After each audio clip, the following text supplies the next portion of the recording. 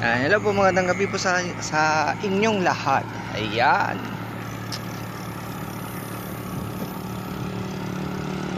Okay. As of now, grabe naman talaga. Hindi ko na talaga alam. Sobrang ewan ko lang po. Sobrang wait, sandaling nga lang. May pattern ako, medyo nalilito na rin. Maaari po ba sa mga nabibview po sa aking uploads po dito sa aking Facebook account at saka sa aking Facebook page.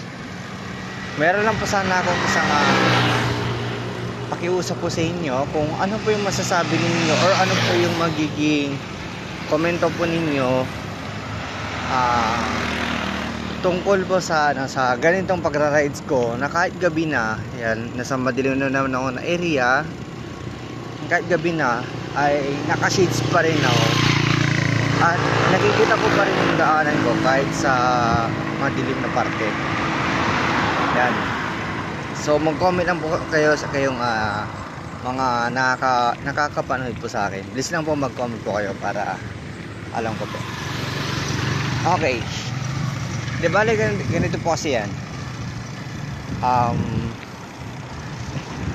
Merong isang security guard sa isang hospital. Well, nakita niya talaga kung paano ako magbisikleta. Kitang-kita niya talaga as in dun sa actions ko.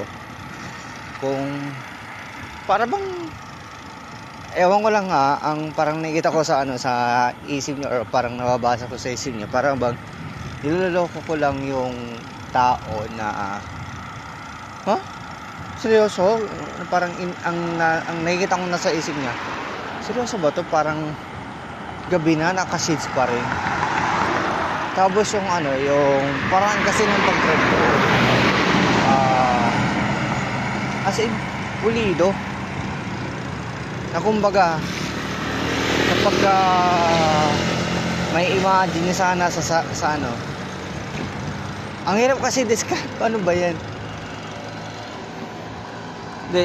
Nabivisualize ko kasi na iniisip nitong taong to na siguro kapag ako yung gagawa niyan, parang ang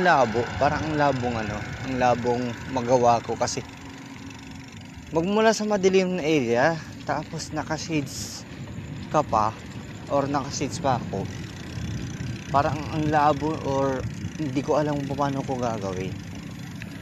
So out of curiosity na naman po, lagi na halos ganito na lang lagi nangyayari. Out of curiosity na naman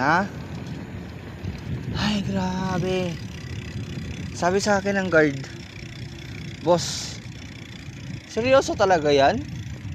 Gabi na, ang dilim-dilim sa daan, naka-shades ka, tapos hindi pa naka-open yung lights mo sa yung lights mo sa bisikleta mo, sabi sa akin. Sabi ko, sir, kung ano po yung nakita mo, yun lang po yun, wala na pong iba. Pero as in talagang nakakakita ka pa rin ganyan na naka-shades ka maitim naman yung lente ng shades mo, sabi sa akin. Opo sir, nakakakita po ako. Kasi sabi pa nila sa akin kanina, kasi kanina pinagmamasdan ko yung yung drive mo. Kung mababangga mo kanina isang babae, hindi, kundi ang nagawa mo, nagpreno ka pa, tapos pinag-aralan mo pa yung kilos niya. So, ibig sabihin talagang nakikita mo.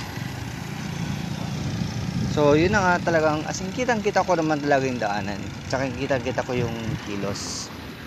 Well, ang lang talaga, para lang po sa mga hindi po nakakaalam,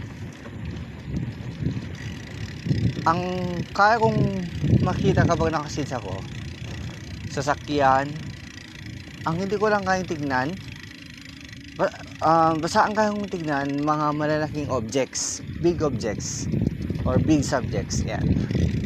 Pero pagka mga halimbawa maliliit, halimbawa mga ako naman na talaga, kasi kahit naman na umaga di mo naman kagad makapansin, halimbawa mga bubog, mga ganyan, mga small objects na imposible makita mo kaagad sa may malayong distansya or sa kalapit-lapitang distansya. So yun lang, out of curiosity kasi ng ibang tao. So pauwi na rin, and ingat-ingat lang po tayo lagi, and God bless po sa ating lahat.